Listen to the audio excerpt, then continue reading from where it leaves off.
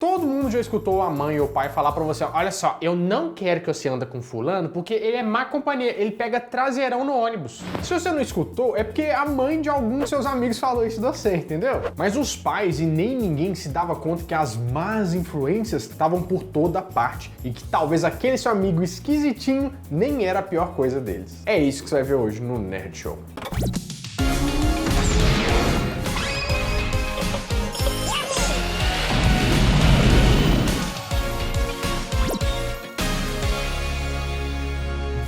Fala, meus queridos amigos, como estão vocês? Vocês estão bom, né? Já tiveram muitos produtos que, mesmo sem a gente perceber, acabaram servindo de más companhias durante a nossa infância e adolescência. E eles davam uns conselhos, assim, bem ruins. E o pessoal mais tradicional vai ficar, assim, boca aberta, que eu não tô falando dos videogames, né? Fala assim, ah, não, meu videogame esquentou. Ou então, ah, o videogame, não, porque a violência, não sei o quê, né? Pois é. Então vamos descobrir quais que foram essas coisas que quiseram levar a gente pro mau caminho? Então vamos começar o vídeo? Vambora! Dos anos 80 pra frente, uma coisa que fazia muito sucesso eram os filmes de ação. Tipo assim, tinha Duro de Matar, Máquina Mortífera, Rambo, Missão Impossível e por aí vai. E esses anos sanguinários também influenciaram nos brinquedos da época. E por mais que hoje em dia seja proibido, na época não tinha uma criança que não tinha uma arminha de brinquedo em casa, você deve lembrar por aí. Eu sei que muita gente vai falar, nossa, mas que mimimi, tinha arminha, não virei bandido, blá blá blá. Mas aí já é uma questão mais delicada que nós vamos tratar pra frente. Mas quando era normal, tinha aquelas arminhas que só acendiam uma luz ou até fazia barulho de tiro ou de laser quando a gente apertava o gatilho, tipo as do Jaspion.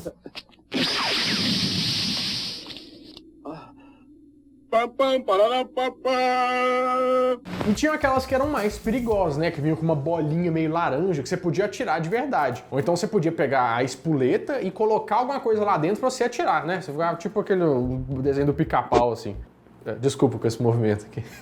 Foi aí que começou o seu curso de MacGyver. E a sua mãe gritava, né? Cuidado com o olho, menino, vai estourar tudo aí. Mas depois acabava perdendo a graça, porque todas as bolinhas sumiam no segundo dia. A arma era de mentira, mas quando acertava alguém, chegava a doer de verdade, né? Assim, doía bastante. E tem um motivo para que esses brinquedos que imitavam armas de fogo terem sido proibidos, como você deve imaginar. Na verdade, ainda existem aquelas que são futuristas, né? Que, assim, dá pra você ver que é um brinquedo. O que não pode são as armas que parecem com armas de verdade, a não ser que sejam réplicas para colecionador e tudo mais. Só que aconteceu um debate muito forte nos anos 2000 sobre esses brinquedos. Porque, querendo ou não, você pode estar dando para uma criança um objeto que só serve para uma coisa, matar os outros. Então, os especialistas que estudaram o caso chegaram na conclusão de que elas podiam potencializar atitudes ruins nas crianças. Outro ponto forte foi que, caso os pais tenham uma arma de verdade em casa, a criança pode não saber qual que é de verdade e qual que é de mentira, e acabar usando a de verdade. Então, assim, a ideia foi banir de uma vez esse trem. E foi fácil de eliminar as arminhas porque depois da internet,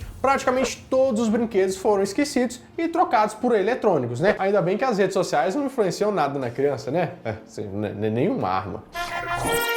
Olhando pra tudo que tá na nossa volta, parece que sempre foi assim, já tá tudo pronto. Mas olha só que doideira. Nos anos 30 e 40, as pastas de dente eram chamadas de dentifrícios. E o dentifrício Gessi foi um dos mais populares do Brasil. Tanto que foi ele que introduziu o uso de tubos de alumínio nos anos 50. Pra deixar o negócio com cara mais premium, sabe? E mais difícil de tirar também, né? Você fica igual a sardinha. Só que isso caiu em desuso. O plástico é bem mais barato e o tubo de alumínio fica com mais cara de pomada do que a pasta de dente mesmo, né? Mas o comercial da Gessi não influenciava muito a população de um jeito positivo. Uma das propagandas, que deve ser lá dos anos 60, mais ou menos, a atriz termina um jantar e fala que ela até sabe que devia escovar os dentes depois de comer, mas que não dava. Só que não tem problema, porque ela escovou os dentes com Gessi. E a tecnologia dos 11 ingredientes que a Gessi tem protege ela o dia todo. Sim, eu sei que deveria escovar os dentes depois de comer.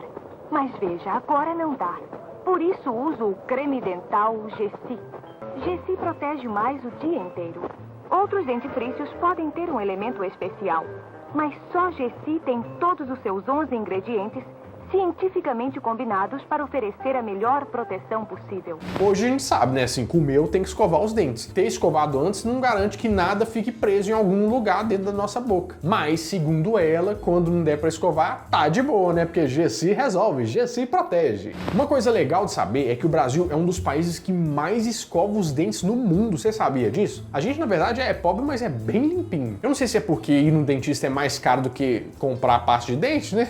Por isso, os nossos pais sempre bateram forte nessa tecla. Mas se a gente olhar para os outros países, até os desenvolvidos, como por exemplo os Estados Unidos, eles escovam bem menos do que a gente. Na França, por exemplo, é comum mascar uns chicletes depois do almoço, o que não limpa nada, né? E aqui também tem vergonha nenhuma, é normal você ir num shopping depois do horário do almoço ali e ver um tanto de funcionário na pia escovando os dentes. Para muito estrangeiro, escovar os dentes é uma coisa mais íntima, né? Que só deve ser feita em casa, sozinho, no conforto do lar, com aquele chazinho, fazendo a erva cidreira hoje.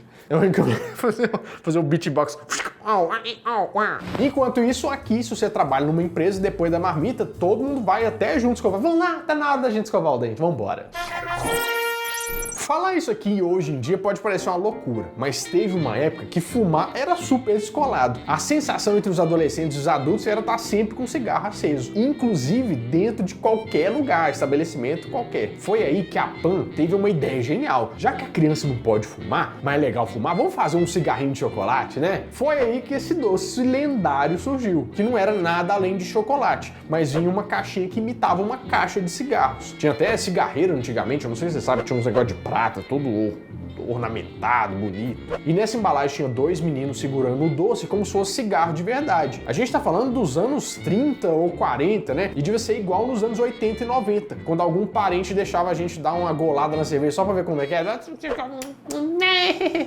Os adultos iam falar assim, olha que bonitinho, tá com um cigarrinho na boca, vai ter câncer de pulmão. E o sucesso foi tanto que até a Garoto lançou a versão do chocolate do Fiuk, né? Olha só, você não sabia que a Garoto fez isso. Só que aí pensa, você ia no mercado, tinha gente fumando. Numa lanchonete, tinha gente fumando. Quem pegou avião antes dos anos 90 foi a viagem inteira com fumaça na cara também. Aí tinha até um doce com formato de cigarro, tudo levava a criança a ir pro tabagismo. E foi isso que o Ministério da Saúde usou como argumento para pedir a proibição da comercialização dos cigarrinhos de chocolate. Que ele era só mais uma coisa que podia levar a criança a crescer e trocar o chocolate por um cigarro de verdade. Que é lógico que o alcatrão que tá lá dentro do cigarro é viciante e tudo mais. Mas muito do hábito de fumar vem do costume de ter sempre alguma coisa entre os dedos, né? Tipo um movimento, sabe aquele movimento involuntário? Vira isso. E mesmo sem nicotina e alcatrão, essa parte as crianças já estavam ficando craque. Só que deu treta, né? Aí a Pan trocou os cigarrinhos por rolinhos de chocolate, só que com a mesma embalagem. Foi só nos anos 2000 que eles trocaram tudo e lançaram o Chocolaps, que tá aí no mercado até hoje. Pelo menos se tiver influência vai ser pro moleque dar uma estudadinha, né? Fazer uma prova do Enem, um negócio mais bom. Algumas décadas atrás, era difícil pensar em um brinquedo para menino que não tinha alguma coisa azul nele, ou um de menina que não tinha um detalhezinho mínimo que fosse rosa, ou se ele fosse todo rosa. A gente cresceu com esses estereótipos de brinquedo masculinos e femininos, e isso pode ter sido um problema para muitos adultos mesmo, que no subconsciente deles. Por exemplo, enquanto a gente, né, ganhava umas coisas que ajudavam na nossa criatividade, na coragem, que despertavam um certo instinto de aventura, tipo robô, hominho, bola, carrinho, etc., as meninas ficavam com mais coisas que tinham mais cara de afazeres domésticos do que de brinquedo. Tipo, boneca que simulava a relação entre mãe e filha, ou forninho, panelinha de mentira. É claro que esses brinquedos não são um problema, mas enquanto a gente crescia querendo ser jogador de futebol, astronauta, policial, bombeiro e qualquer outra coisa representada nos nossos brinquedos, muitas mulheres cresceram achando que elas tinham que cozinhar, que crescer e ter filho e etc. Olha só que interessante. Teve uma pesquisa feita em Washington há uns anos atrás, mostrando que quando os adultos enchem as meninas com brinquedos assim, isso acaba afastando elas de carreiras científicas, por exemplo. Você tem ideia disso? Só que além de treinar meninas desde cedo para tarefas domésticas, esses brinquedos também atuam do lado contrário e afastam a gente, os homens, né, dessas coisas. Daí muito cara cresce achando que não pode passar um pano na casa ou fazer almoço, e se alguém que já precisou sair de casa aí cedo para se virar, quando foi pra faculdade, um trem assim, sabe que assim, passou um rabo, né, que não sabia fazer nada. Fora que, vamos supor, né, algum menino quisesse ser chefe de cozinha, que tá super na moda hoje em dia. Aí se ele pegasse o forninho da irmã pra brincar, meu filho, era uma treta nossa senhora. E se uma menina quisesse brincar com um carrinho ou jogar bola, era o mesmo inferno. Ainda bem, né, que hoje em dia os brinquedos estão um pouco diferentes. Nem todos seguem esse padrão de azul e rosa, e a maioria das pessoas já entenderam que brinquedo é pra brincar, e pronto. Hoje a gente tem um monte de mulher finalmente chegando no mundo gamer, né, como uma coisa que não existia 10 anos atrás. Uma coisa que muita gente vai lembrar e que muita gente se chocou quando viu foi o finalzinho do Metroid, aquele jogo do Nintendo, você lembra?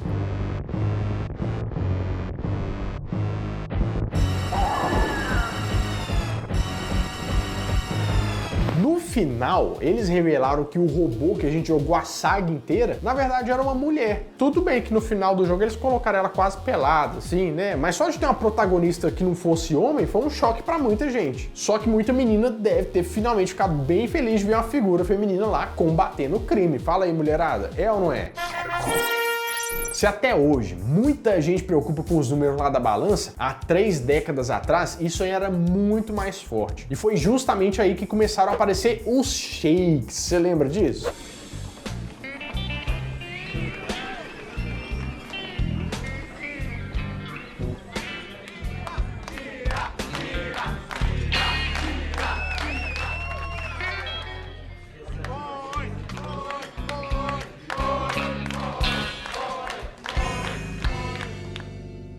Só que eles não eram um complemento alimentar. Muitos deles eram aquela promessa que você não precisava fazer uma refeição, era só tomar o shake. Tudo isso pra quê? Pra você perder uns quilinhos. O que é meio lógico, né? Porque assim, se você trocar comida por uma bebida com a misturinha industrializada, é claro que você vai perder peso. Você vai morrer de fome, mas vai emagrecer. Você tomou tudo, está satisfeito? Não estou, tô com fome, quero mais. Muita gente era doida com esse negócio de ficar magro. Tinha gente que associava o uso de shakes com os comprimidos de emagrecimento, que chegaram aqui depois da metade dos anos 80 e comecinho ali dos 90. Só que a eficácia realmente deles ali nunca foi comprovada. Pensa em quanta gente que você conhecia que usava essas coisas e emagreceram de verdade. As promessas eram só promessas mesmo, tanto que muitos deles são proibidos no Brasil e em outros países. Além dos remédios e dos shakes, as revistinhas que custavam R$1 na banca também eram cheias das dietas. Você lembra disso aí? Quem não lembra daquela assim, a dieta pra te deixar pronto pro verão, ou a dieta dos famosos, ou tipo assim, os nomes tipo a dieta da lua, a dieta do sol, a dieta da sopa, que eu faço atualmente, né? Que deu sopa, eu como.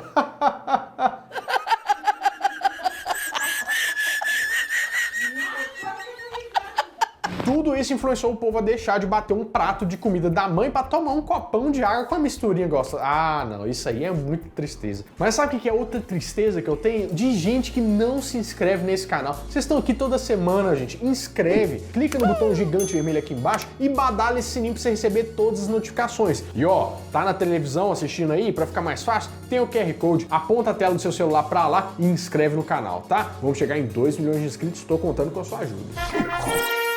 Se você era uma criança de classe média pra baixo, né, você sabe que refrigerante era uma coisa muito especial, que tinha uma vez na semana ou só no domingo se tivesse. Quem ama refrigerante de laranja? Eu amo refrigerante de laranja. É verdade? Eu amo. A alternativa muitas vezes era fazer um suco com a fruta da época ou comprar um suco de saquinho, você lembra? Jaime, Sim, senhora. o menino está com sede e não temos laranjas. Mas ele vai adorar o Tang sabor laranja. Ele não merece. Quero mais. Jaime, Por isso, sempre tem o Tang. O melhor gostinho da fruta. E os comerciais desses sucos industrializados juravam de pé junto que o gosto era igualzinho o gostinho da fruta. Pratique Tang. Só Tang tem o gostinho da fruta que a gente gosta. E esses sucos não eram chamados de refrescos à toa. É porque já na composição deles tem uma média de só 5% da fruta de verdade desidratada. Eles nem podiam ser chamados de suco. O resto é corante, aromatizante e bastante sódio. Muitas famílias acreditavam que fazer um suco desses é menos pior do que abrir uma garrafa de coca. Mas no final das contas, dá no mesmo. Mas tirando todo esse papo de saúde, a Tang conseguiu um feito ainda mais complicado quando influenciou as crianças a mentirem pros pais. Você lembra desse? Quando começar a mamãe te dá Tang todo dia. Mãe, você fez giló. Adoro giló. Mãe, desliga a televisão que eu quero estudar. Se a mamãe me convencer, aí você abre o berreiro. Vai me dizer, se a sua mãe fosse criança, ela não ia fazer isso? Pensando assim nesse monte de má influência, né? Até que a gente se virou bem. Só da gente já tá vivo, já é uma vitória, né? É um trem bem bom. Bom, meus amigos, é isso. Eu espero que vocês tenham gostado muito desse vídeo. E se você gostou, tem tanto vídeo aqui pra você assistir. Nossa, mas se inscrevendo no canal, você consegue acompanhar todos que saem por aqui, porque ainda vai vir bastante vídeo. Combinado? Então vai assistir tudo que tá aqui, ó. Bom, eu vou ficando por aqui, mas toda semana eu volto com mais um vídeo quentinho, fresquinho, crocante pra vocês. Então, adeus!